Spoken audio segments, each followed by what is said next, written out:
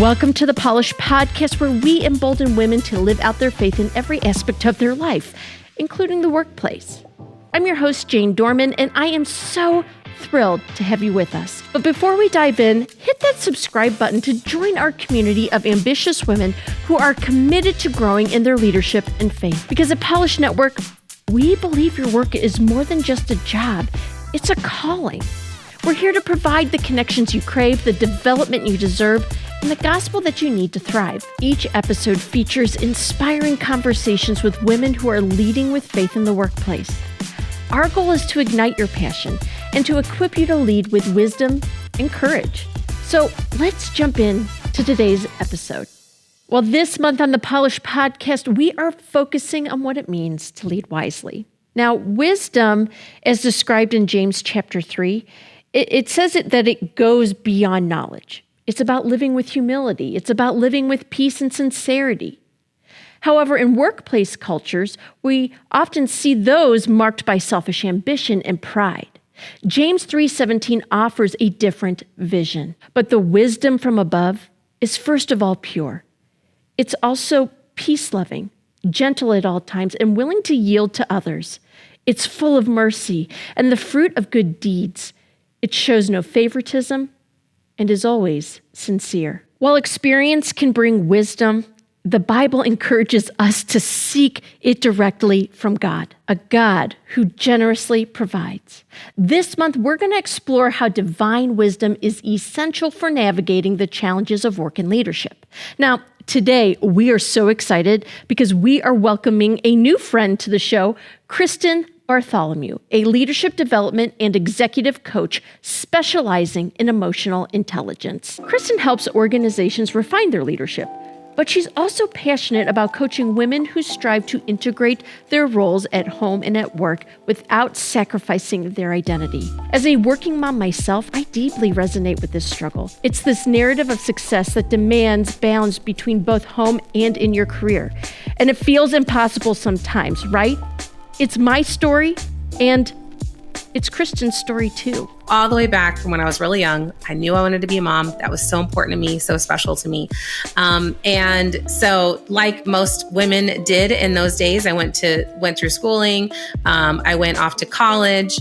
I started off thinking I was going to be a marketing major, and I kind of repressed and kind of pushed back that thought of motherhood and that journey. And I thought, I'm just going to be pounding the pavement. I lived in Chicago at the time.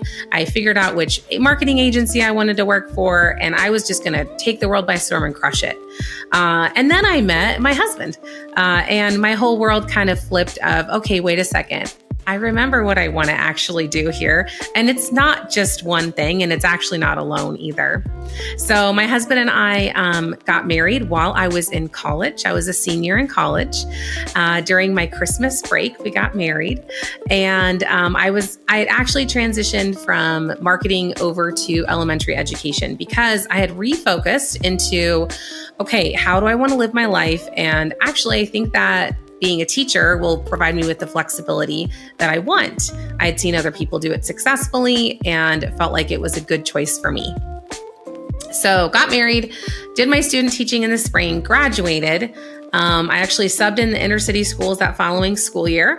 And then found out the following summer, about a year and a half after we were married, that I was pregnant with our firstborn, Aubrey. So it all happened really quickly. I was pretty young and hadn't really gotten my feet wet into my career. And then, of course, my best laid plans once again were we're going to shift. And there's a definite theme of kind of having to shift and adjust throughout all of my life. So find out I'm pregnant, realize, okay, I don't want to put her into daycare. I want to be home. I want to be available. How is this going to work with my current career choice? And I felt like I had all this messaging from the outside of, well, you have to choose. You have to do one or the other. You have to be full home or full outside. This is ridiculous. Just make a choice. And it wasn't very easy for me at all. So I actually worked in a daycare for a while with me, and just kind of started to problem solve that. So I did that for a little while. I babysat kids from home for a little while, and then I transitioned into a work from home job back in 2009, before that was even a thing, and did client relations for a financial firm that was doing financial coaching, actually, and business coaching, and learned how to raise my kids and build my career at the same time. Kristin's story is threaded with moments of adapting to life seasons, each one challenging her to problem solve and discover the next step God was leading her towards. After the birth of her son, Kristin felt an undeniable itch to make a change as the demands of her workload and motherhood began to clash. It became clear something had to give. I was working like 40 to 50 hours from home without any childcare because I'm home with the kids. Yeah. And it was a lot, but it was great, but it was a lot. And I was also feeling like I could really use some adult interaction at this point. So my husband was working at a church in Chicagoland called Willow Creek. And he said, you should see if there's anything at the church available for you. Well, there was in the kids ministry. There was a volunteer developer role. So it kind of went back to my history of my education background, and then also played into my administrative skills, where I could develop people that were going to serve the kids in the ministry. So it was kind of a perfect fit. But I remember going for that interview. My son was 6 months old at the time. And I remember I had been working from home for 4 years, and putting on a dress that I'm sure I hadn't worn since before I'd had kids, did not look the same, did not feel the same, putting on high heels and being like, looking in the mirror, just thinking, who is this person? So much insecurity, so much doubt. Can I do this? Feelings of that. And I walked in, timidly did the interview, and I got the job. Wow. Yeah. Wow. So it was kind of the beginning of, okay, well, we can overcome, right? We've already overcome some things. Now we can overcome new things. Yeah. So I did that for about 4 years. It was a wonderful job. I brought my kids with me every weekend. To 3 services every weekend. Oh. I wore my son on the front pack, when he was not in a good mood and didn't want to go into the kids' room. And my little Aubrey, she went to all the classes and knew all the things. And I did that for 4 years, and then I transitioned into an administrative role. And then I eventually was offered the opportunity to be the executive assistant. And that's when my real thoughts around who I was, what I was capable of, really started to kind of open up. The phrase, "we can overcome," deeply resonates with me, as Kristin vulnerably articulates this challenge of facing new opportunities that feel beyond our abilities, whether it's job training or the delicate balance of aligning career growth with our values. Yet it's in those moments that our confidence as leaders can grow, especially when we allow God's wisdom to guide us through each door that He opens. By embracing that Spirit-led yes, we invite the Holy Spirit to shape us into the people He intends us to become. And I just started to say yes to opportunities. And that's really when the doors open. And that's really when my journey became really awesome. I wanted to do something different with myself. I wanted to feel challenged, not like having 3 kids and working, part-time and doing it all. That wasn't enough. I wanted to feel challenged. So I signed up and I trained and ran the Chicago Marathon with a 2-year-old at home. Wow. So that was like, okay, what else can we do that's unique here, Yeah. So that was fun. Yeah, I can imagine. We can talk about that later. That was a good experience. Oh my God. And I use the word run very loosely. It was really more like hobbled okay. a marathon. But respect. Hey, that's more than I can do. So whatever. No worries. Whatever. I have the medal that says I did it. So that's right. That's all you need. Yep. Then I got it. Yes. I got my HR certification through SHRM. And, after a season at the church where it was time, my husband and I both stepped off staff. He was there for 10 years. I was there for 8.5. It was a big shift for our family, especially and including our kids. And I transitioned into a role at Chick-fil-A as their HR director. And again, I was doing the same thing: onboarding, training, recruiting, people development. It goes way back, all the way from the things that I loved, right? And I can draw a line. It's maybe not a straight line, but it is a line from when I was younger to where I was then. And I was doing what I was meant to be doing. And while I was at Chick-fil-A, I said, you know what? I just really love developing people. And I think this is what I want to do forever. So I took all my knowledge. I went and I got my coaching certification through an ICF accredited school. I got certified in emotional intelligence, and I launched KMB Coaching. And kind of the rest is history. So now I work, like I said, I work with individuals, like women who see what I'm doing and say, I want that. Yeah. And then I work with a lot of organizations, going in and helping them teach their people how to be better leaders. Our highest calling is to love God with all our heart, soul, mind, and strength, and to serve others well. Kristin's story illustrates the power of God's wisdom in guiding us forward, helping us overcome worldly limitations and embrace our humanity so we can become the person God has called us to be. As we take a short break, stay tuned for our next segment, where we're going to dive into leading wisely by integrating home and work, exploring the role of emotional intelligence, and uncovering key skills of effective leadership. We'll also discuss how developing self-awareness can transform us into more impactful leaders. So don't go anywhere. You're going to want to stick around. Are you looking to grow as a leader while connecting with like-minded women in your area? It's time for you to discover the monthly Polished Chapter Gatherings. At Polished, we're on a mission to embolden women in their faith and work. Our gatherings are designed for women just like you, driven professionals who seek connection, development, and the truth of the gospel. Each meeting features inspiring guests, opportunities to share experiences, and meaningful connections with others who share your values. It's more than a gathering. It's a community of support and growth. Whether you're looking to enhance your professional skills, deepen your faith, or simply connect with others on a similar journey, Polished Chapter Gatherings offer the connection you crave, the development you deserve, and the gospel-centered encouragement you need. Visit polishednetwork.org/chapters to find a chapter near you and join us for the next gathering. Together, let's grow, inspire, and lead with purpose.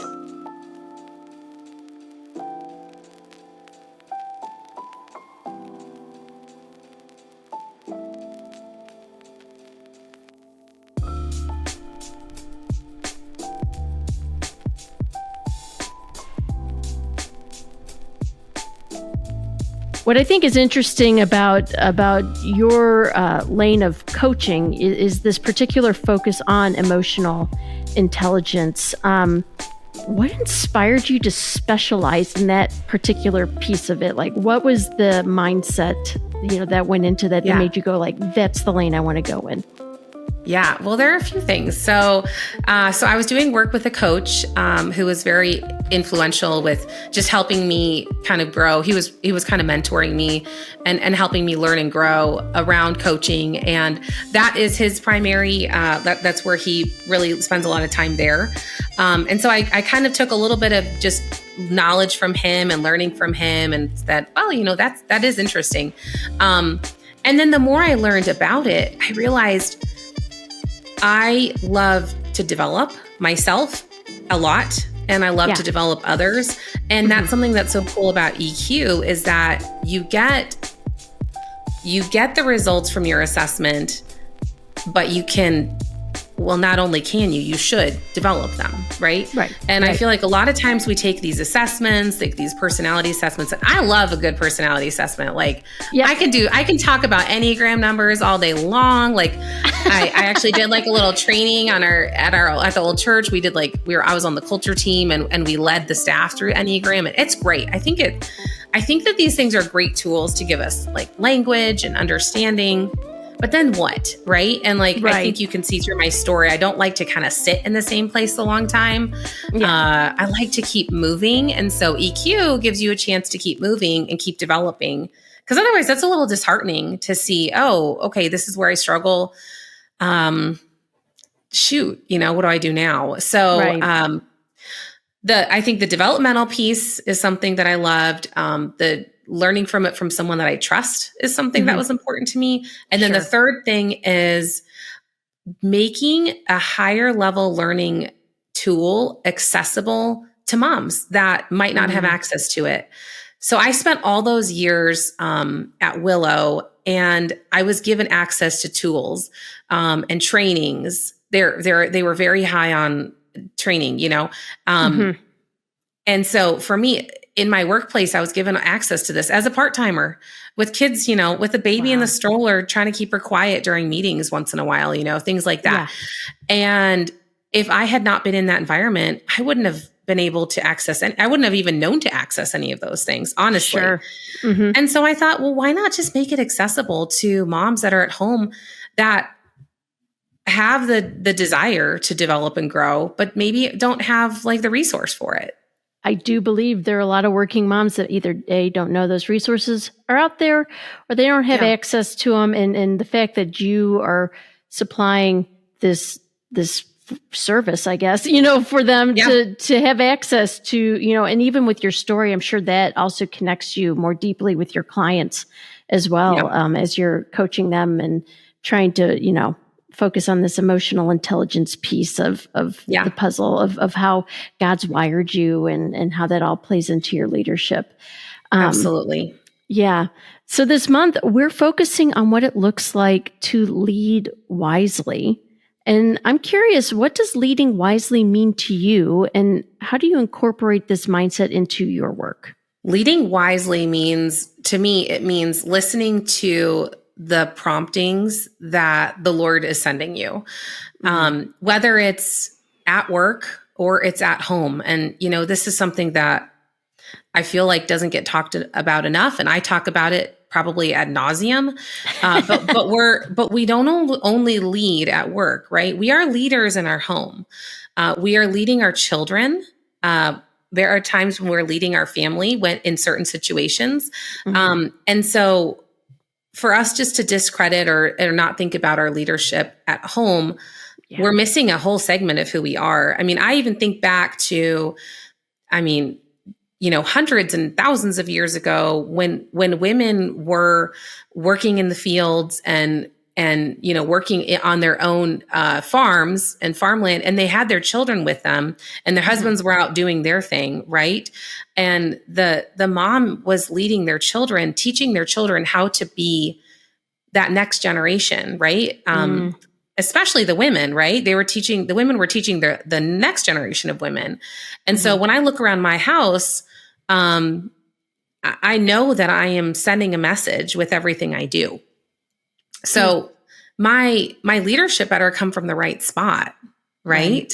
Right. And so to the best of my ability, I always lean into, God's principles with my leadership, and I try to incorporate those as much as I can, just in my teaching and in the products, the things that I put out into the world.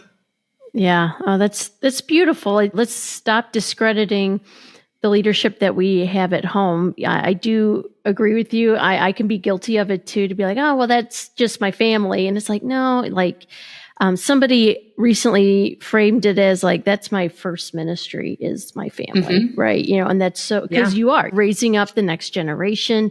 Your children are watching what you do day in and day out, whether that's staying home full time or going to an office or working from home, whatever that looks like, your kids are watching. And those are opportunities to demonstrate wisdom in our leadership.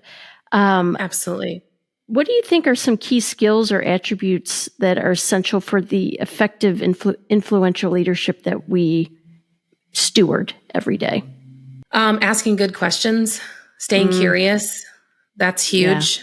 When you have a curious boss that cares about what you think, it doesn't mean that they're going to necessarily act on it, but just knowing that you've got a place to throw out some questions and be heard is huge. And I see frustration from people when they're not heard. And so that's always my first thing is, okay, are you listening to your teams? Are you leading with a curious heart? Whether it's with at work or again at home, right? I think that, even thinking back to like earlier on in our conversation, when I think about women who are either unhappy with their work-life balance or not really sure what to do, I think it's almost taboo. It felt to me taboo to say what I felt. Like I wanted to be home with my kids. I also wanted to earn an income. I wanted to be the one that made them lunch and dropped them off at school and woke them up and put them to bed. And I felt like it was taboo to say that. Just because I felt like this doesn't mean that everybody else has to feel like that. Right. And so it's for what's appropriate for you and for where you feel called. And we've kind of lost this ability to share what we feel because it's considered a judgment on someone else. It's kind of confusing to me why we can't just say, hey, this is what I want, right? I don't want to drop my kids off at daycare. And other moms might say, well, I need to because I can't focus with them around me. I'm able to focus with my kids. They're in the other room right now. All three of them are in the house right now. And I've said, this is what I've got for the next hour. And this is what I need from you. And it's teaching them self-control and learning how to maintain themselves during busy seasons.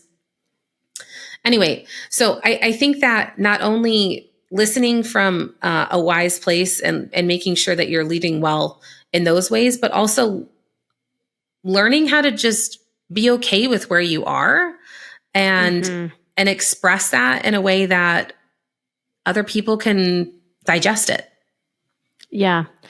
I love that you shared that, Kristin, because I too feel that tension of like being afraid to voice what you want, So this is a little off script because I'm always curious about this because this is what's going on in my brain is I just feel like there's this tension sometimes between the working mom and the mom that stays home full time. Yeah. Why do you think that tension exists? Is it just because we're not saying what we want and then being like, oh, okay, that's good for you. But I feel it like even like for sure at church, at church, even like I've been in both circles and it's like, there's no crossover. There's rarely crossover. And it's like, why is there tension, Kristin? What's going on there? Well, let me answer one of these large questions. Yeah, exactly. It's just always going on in my brain. And I'm curious if you have a thought about that. Well, you know what's funny? Being an entrepreneur, I don't think I fit into either category. So I'm, if I'm around working women, I'm a working woman, right? But if I'm around moms from home and we're having a play date during the day, then I'm a stay-at-home mom, right? Right. And I think this is just my take. I think there's tension because there's maybe some lack, like we just don't understand. Because when I have my working mom hat on, it's really tiring in its own ways. And then when I pull back on work because I want to be present at home, it's also really tiring in a lot of ways. Like neither of them are a cakewalk, right? No. And we don't always get to choose either. Sometimes I want to get more work done and I simply can't because the season that we're in and, what my husband's got going on at work and what my kids have going on, I have to prioritize that. And then other times I'm exhausted. I want to be more present at home, but there are things I'm excited about at work too that are happening that I want to keep moving forward, not just because they're exciting and fun, but because they're also important for my family. So I think that we have this lack of understanding, which is understandable because we haven't spent time in each other's shoes. So how do we get past that? I'm not 100% sure, but I think having conversations like this probably helps. Yeah. And I think for me to be able to say, hey, a goal of mine was for my kids not to be in daycare. And my daughter, the day she went to kindergarten, my youngest daughter, I was emotional thinking, I did it. We got there. Now I had a little help. I definitely had some help from my mom. She would watch the kids once a week, maybe 2 days a week for a few years there. But I also made intentional choices to have that be my lifestyle. Right. And I think that's okay. And I don't know why anybody would be mad at me saying that. But I used to not say it because I felt like it looks like I'm judging people that didn't do that. No, that was my choice. That was what I wanted, and I succeeded in it. And I feel like if we celebrated each other more, that'd be a lot better, right? Yeah. Amen to that. Yes. Yes. Yeah. Well, and it's going back to what you said earlier about being a good listener and having that heart of curiosity, maybe we need a boost of courage to ask those questions that we might think, oh, is this a question you can't ask? But maybe it is the question you should ask. Yeah. And that opens that door for that conversation to build that bridge because, I agree. Like, I think what motherhood and what, work in general looks like for each individual woman looks different. And it's okay because we all have our family all has different needs and wants. You have different needs and wants, and God's wired you in such a way, and He's given you the resources that I just believe that through my own lived experience. Like He just provides the resources we need to get to where He wants us to go and to who He wants us to become. Right? Like, yeah, absolutely. Yeah. I think one of the most important questions, and I use it a lot in my coaching, and when I use it in coaching, it's really to help someone kind of see past themselves and maybe illuminate some blind spots or some real deep reasons of why. But even just, I think in passing conversation, the question of why is that important to you? Why does that matter to you? Would just open you up to, it creates empathy. It creates some understanding. It answers some questions, and it can give you might find out actually you guys both are working for similar goals. You just have different ways that make sense for you to get there. Right? Yeah. Yeah. Yeah. I like that. Because like you said, we might have a mutual goal. We don't know unless we start having that conversation and we start listening in the conversation for understanding, Yeah. That's so crucial and so key, I think, to this whole thing. And hopefully more bridges can be built amongst stay-at-home moms and working moms. And gosh, but if you're staying home full time, that's work too. So like, we're all working moms at some level, Yeah, for sure. Yep. So Kristin, to kind of shift gears here, talking about emotional intelligence in our leadership development, like how do you apply emotional intelligence principles in your coaching sessions? Like what specific strategies can we employ in that? Like how do we go about that? Sure, absolutely. So when you're talking about emotional intelligence, I think it is important to have a baseline. Okay. And so I use the EQI 2.0 model. Okay. There are different emotional intelligence models. That's the one I use. That's the one I like the best. And so there's an assessment. It's a self-assessment. There are actually a few ways you can do it. So if you're talking about bringing it into your work or your leadership position, so there's a self-assessment that anybody can take. And then there's also a 360 where it takes your self-assessment and it scores them comparatively to the people around you. So it can be your supervisors, it can be your direct reports, it can be your coworkers, it can be some friends and family. You want to have a nice mix of people, right? Mm-hmm. So they're all going to answer the same questions about you. And then you're going to see that, right? Exactly. You're going to see that on like a line, and you're going to see where you score and where everyone else scored you. And where there are gaps, that's where we would say there are blind spots, right? There are areas that you're just not seeing. Okay. Which is fine because it gives us areas to work. Everything, I always look at them like, great, now we know what to focus on. Okay. Yeah, for sure. So when we take the self-assessment, it's our perspective. It is a great assessment because it is really good at kind of catching where we're a little off. It'd be kind of hard to cheat it. But you get the assessment, you get your scores. And the way I use it is we sit down and we use it in our coaching. So we go over the assessment, we see where are the gaps. EQ is all about having balance. So there are five components, and each component has 3 subcompetencies. So there are 15 subcompetencies. Oh, wow. And EQ is really about how do I see myself? How do others see me? How do I use that in my personal relationships, my problem solving, and my decision making? And if we've got a gap between, let's say, someone is really high in empathy, and low in assertiveness, they might say, well, that's awesome. We love that you're high in empathy. I'm just going to keep being empathetic. But if you're low in assertiveness, well, what do you think that might turn out to be like in a work environment?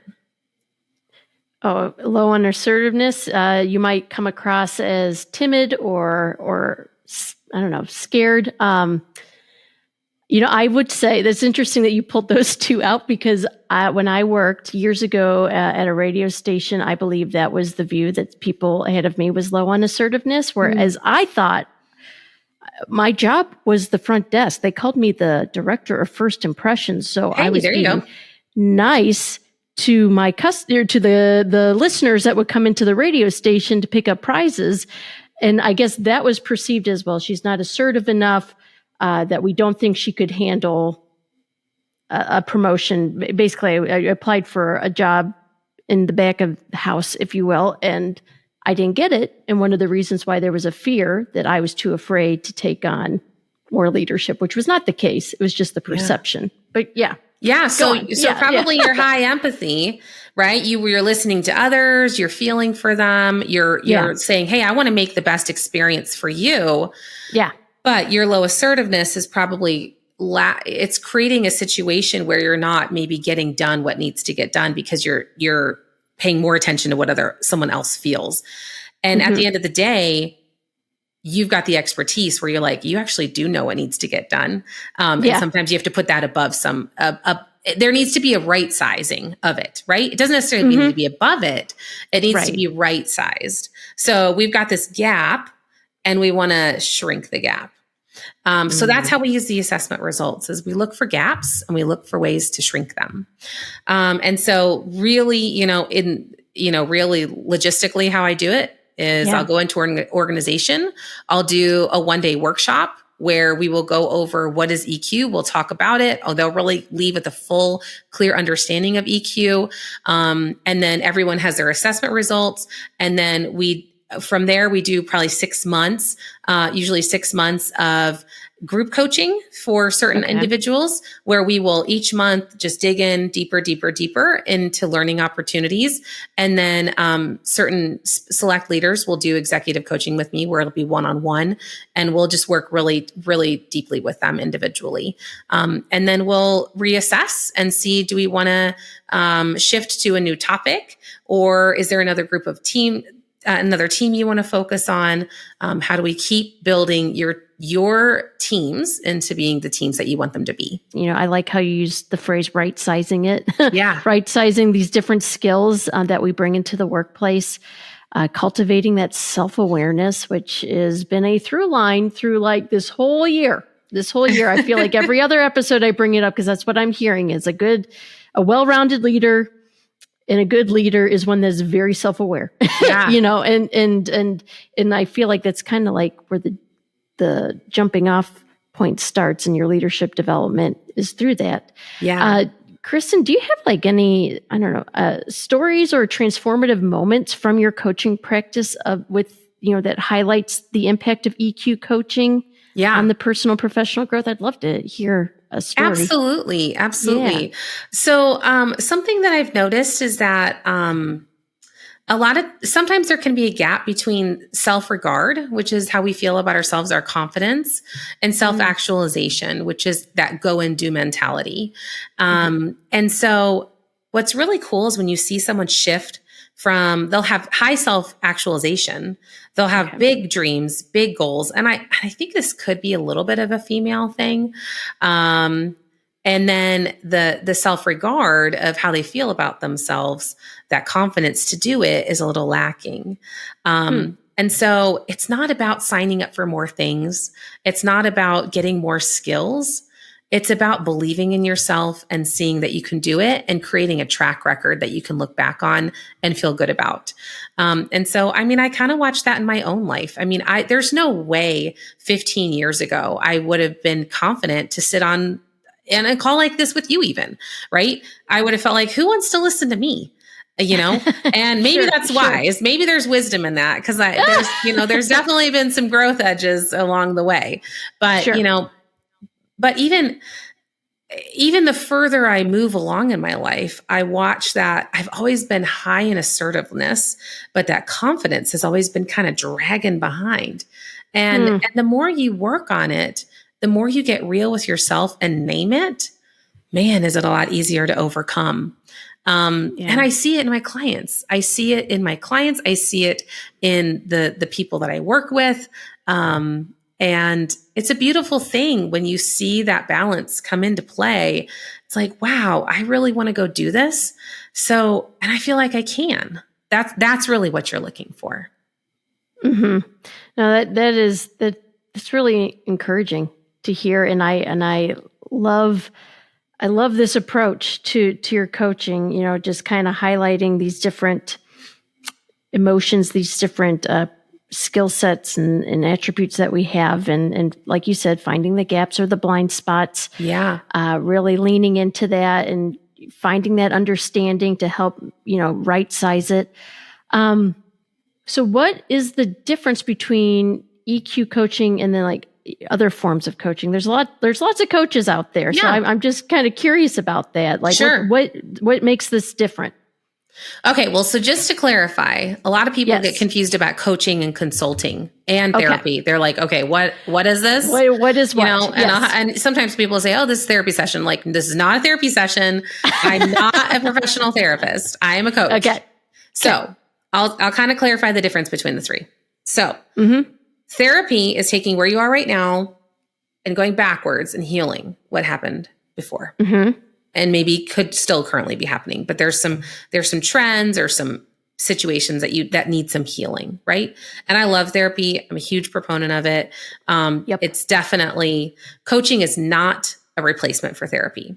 So coaching is taking where you are right now and saying, where do you want to go?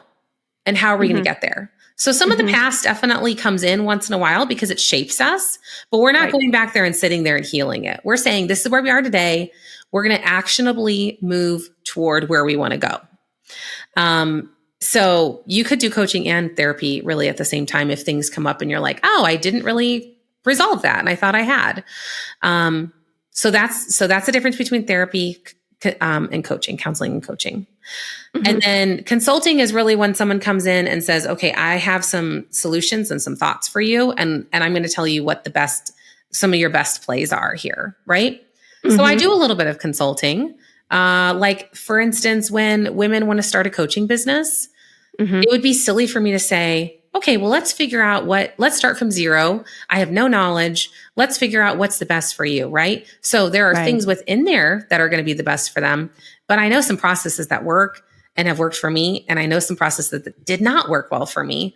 And it would be unwise of me not to share those. So then I would kind of be putting on a bit of a consulting hat. And I'm really clear with that. Hey, this is some consulting, right? Coaching is completely client-led.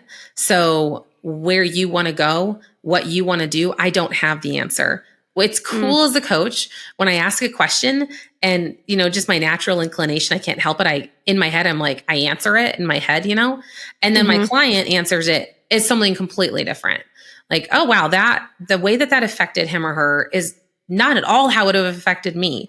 So let's figure that out. Like, what do we do with that now? So coaching is client-led. It's forward-looking. So what I do is, so any coach you work with, if they're following that true coaching style, there are going to be similarities. So I think it's a matter of finding a coach that you connect with, that you feel you can trust, that you respect what they're doing. And then EQ works into it, that's my assessment of choice.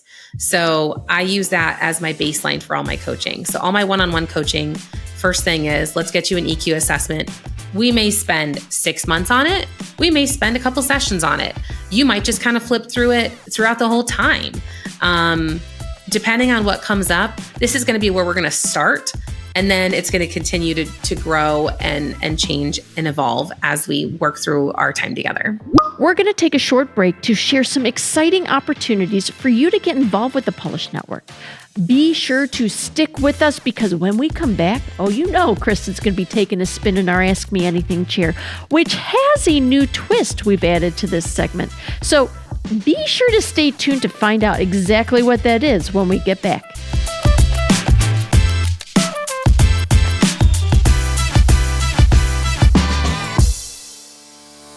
Are you a working woman looking to elevate your leadership this year? Polished Collaboratories could be your next right step in moving forward in your leadership development. Polished Collaboratories are small groups modeled after executive peer groups, yet available to working women at all levels of leadership. Collaboratory members dive into leadership training with a faith-forward perspective for 12 months. This is your opportunity to tap into diverse perspectives, conquer challenges, and achieve your goals in a united sisterhood. New groups are launching in 2024. We want you to be a part of it. So go to polishednetwork.org/collaboratories to learn more.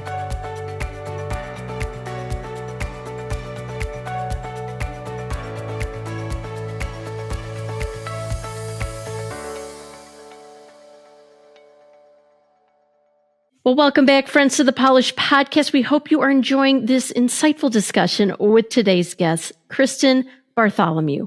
But now, it's time to add a splash of spontaneity and a sprinkle of fun to the show. It's time for Ask Me Anything!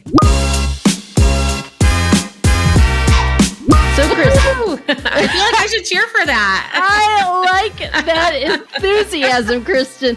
I always like to see how everybody reacts to the intro to this segment. Oh, but here is how Ask Me Anything works, Kristin. We're about to uncover the woman behind the profession, the quirks behind your expertise. I've received 3 questions from one of our previous podcast guests, and your mission is to answer these questions to give us a deeper insight into who you are. Are you ready? I guess I'm ready. Here we go. All right, Kristin, today's questions were curated by Ginger Hill. She's actually going to be an episode later this month. She's going to be talking about leading wisely too. But she's in like the health and wellness arena. So she is a wellness speaker, a wellness coach and consultant for her organization, Good Health for Good Works. And she has some really fun questions for you today. So I'm excited. The first question. If there was one thing you could do to improve the well-being of your employees, what would that be? And what is one small step forward as an organization that you could take in that direction today? Well, I would say as somebody that really does care about my clients and has always cared about my teams, getting to know what they really want out of life is really important. And then giving them some resources and some tools to work toward that.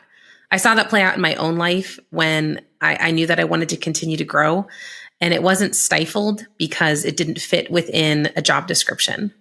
And it made me a better everything. Honestly, it made me a better worker. It made me more anxious to go to work, and it gave me more gratitude for the role that I was in because I didn't feel like I had to stay within this box. And I was seen as a person with aspirations and goals. And so I think that if you give your teams and your clients that ability, I think that it might feel scary or weird at first, but it's going to help them flourish as a whole person. That's so good. That's a good answer, Kristin. Well, thank you. Yeah. I passed the first one. I'm nervous. This makes me nervous. Check. No, you're good. You're good. So question 2. Which of your health habits has the greatest impact and reach in helping you to do your work well and feel good in the process? Which of my health habits is the most? Okay. Well, I would say that staying phically active. This feels like such a throwaway answer, but she's a health coach. So she is a health coach. Ginger, hope you like this answer because it's a good one.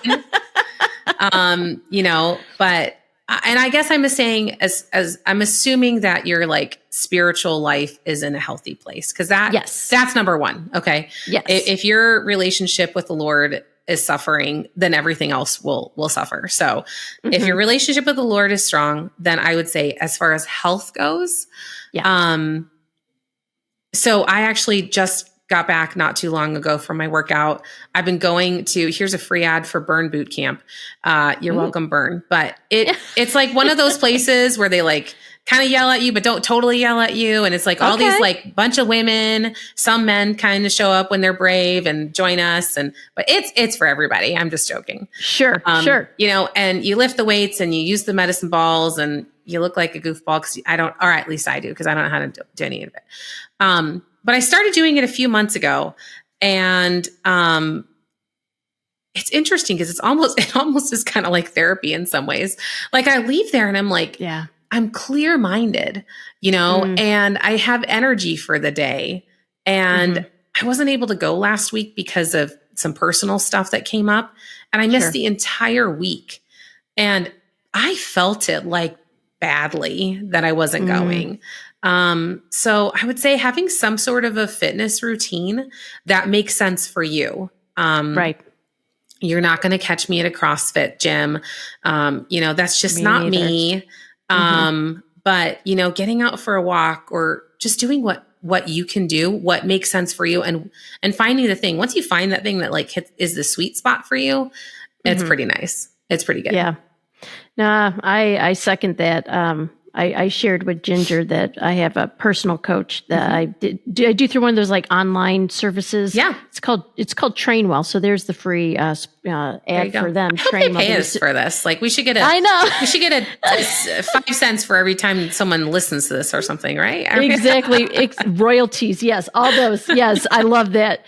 No, but one of her big things in our conversation that I took away from it is like, you know, if you could choose one healthy habit or small step to take, just move your body and do what works for you, you know? And exactly. Because she's like, you know, it's harder to subtract something than to add something. You know, it's what she, you know, so anyway. Yes, I agree. I think it's great that you move your body and you found something that works for you. And I'm going to second that. Just find something that works for you, even if it's just taking a walk or something, you know, just move your body. Move. Yep. Awesome.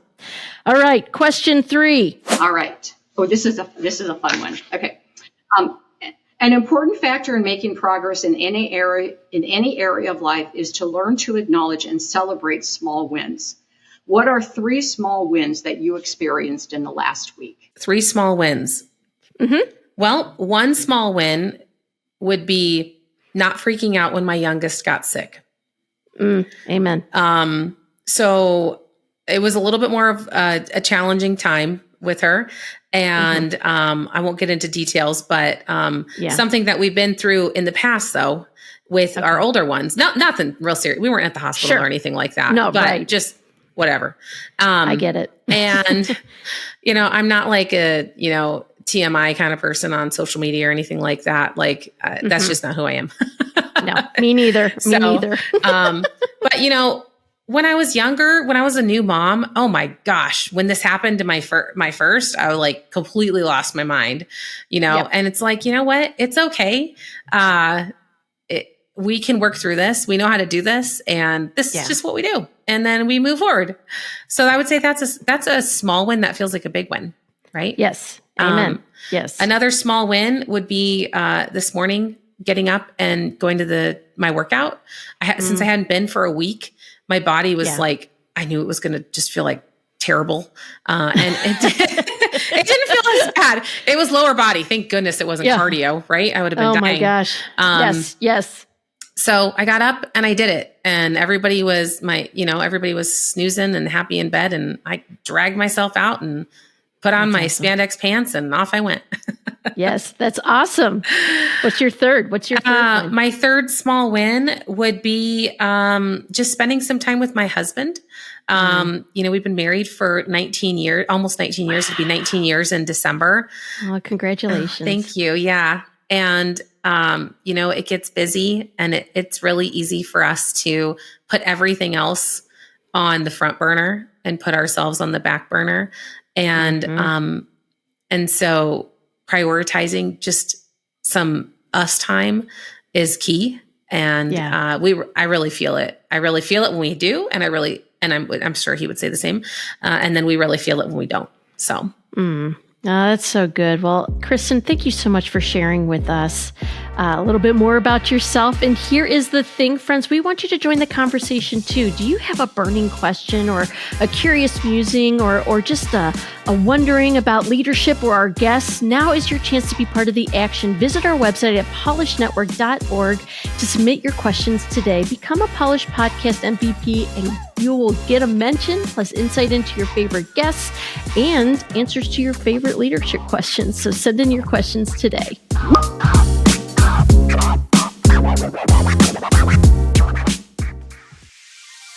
Are you ready to lead more boldly in your career? Join us on October 18th in Carrollton, Texas for the Boldly Conference, where faith meets professional excellence. This isn't just another women's conference. It's a transformative event for your professional and leadership development, designed to help you integrate your faith into every aspect of your work. At Boldly, we're gathering women who are ready to grow, lead, and make an impact. Through inspiring keynotes and practical workshops and deep connections, you're going to gain tools you need to lead with confidence and purpose. Whether you're climbing the corporate ladder or seeking to lead with more intention, Boldly is your opportunity to bridge the gap between the sacred and the secular, letting your faith guide you in making a lasting difference. Go ahead and mark your calendar for October 18th at Bent Tree Bible in Carrollton, Texas. Tickets are on sale now. You can secure your spot today and take the next step in your leadership journey. Visit boldlyconference.com to learn more and purchase your tickets. Don't miss out on this chance to invest in your future professionally and spiritually.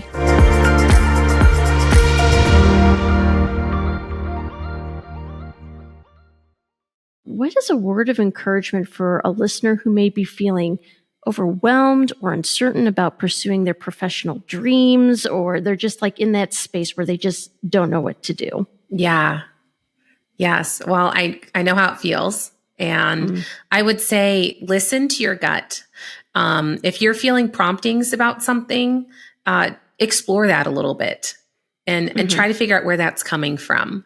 And, you know, if a door is kind of perched open a tiny bit, like just try to peek your head through and see where it goes, see what's on the other side. My journey has been that time after time after time of a door that I just have to make the decision. Am I going to open it or am I going to stay in the room that I'm in? And we learn from it. And sometimes it's hard. And sometimes you wish you hadn't opened the door.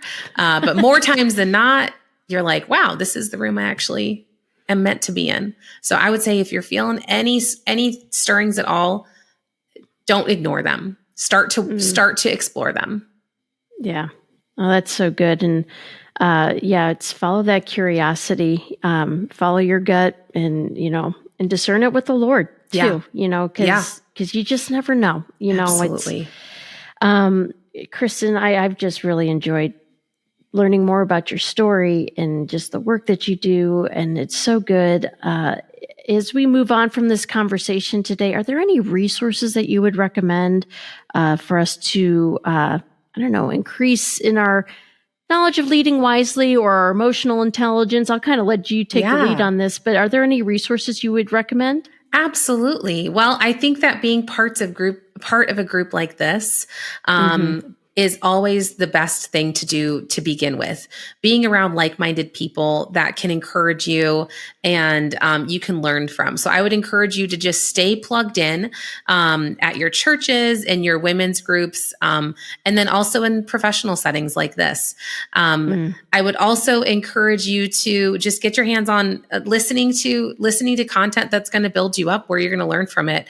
I have a podcast that you can listen to called the Mom Life Balance Podcast, where we just tell stories about motherhood and about our journeys. And I think the more we listen to other people's journeys, the more we remember we're just humans. And also that God put us here for a reason.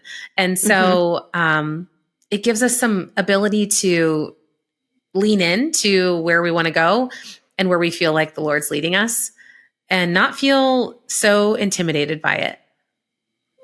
That's so good. That is awesome. Well, thank you so much, Kristin, for sharing your wisdom with us today. And gosh, how can people connect with you and reach out to you for coaching services, all the things? How can they follow your work? Yeah, absolutely. Well, thanks, Jane, so much for having me. This has been a fun conversation. So like I said, I've got a podcast, Mom Life Balance podcast. So if you like listening to stories, definitely give me a subscribe and listen there. You can learn more about me at kmbcoaching.com. I'm sure you'll have it all linked. And then if you want to follow me online on social media, you can follow me on Facebook at Mom Life Balance or on Instagram at momlife_balance. And just prepared to be on social media. You kind of see a little bit more of that goofy side of me where we've got the Mom Joke Monday and funny stories about like when I, send my daughter to picture day in a big I Love New York t-shirt because I didn't realize it was picture day. It's like real life on social media. So, but then I also share cool opportunities and events and ways to continue to grow.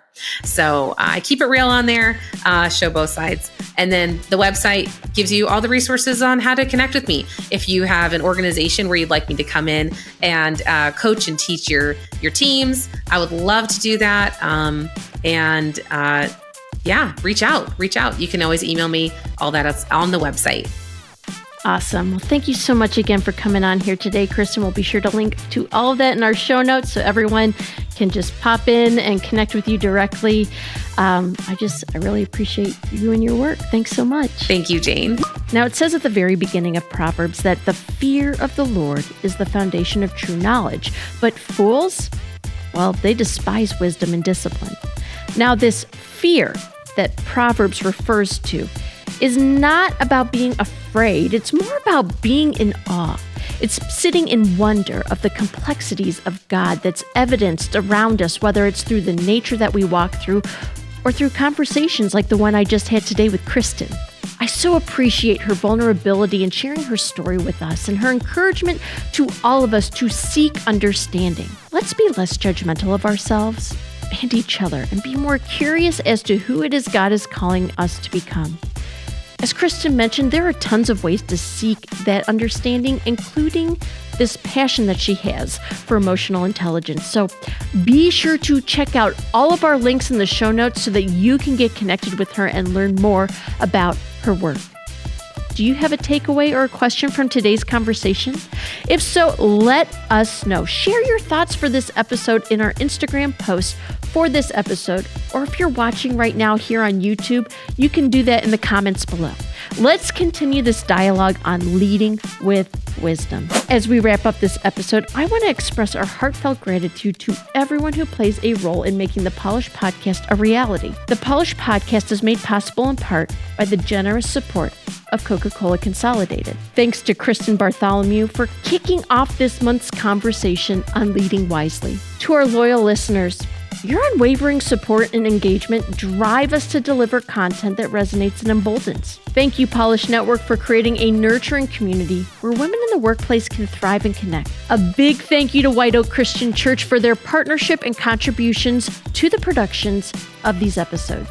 We spend so much time perfecting our leadership skills at work. We're reading all the books, we're going to the seminars, we're trying to figure out how to lead teams effectively. And then we come home.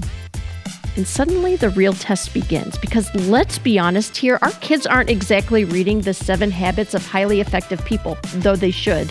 Hot take. But here's the thing. Leadership isn't just something we do from 9 to 5. We don't only lead at work, right? We are leaders in our home. If you're seeking a supportive community for your faith and work journey, I'd love to encourage you to join us on social media and our YouTube channel. Stay updated with our latest content by liking, subscribing, and taking a moment to rate and review the Polish Podcast on Apple Podcasts and Spotify. Your engagement means a lot, and it helps us create content that's meaningful to you. Well, until next time, friends, this is Jane Doerman signing off. Keep moving forward and stay emboldened.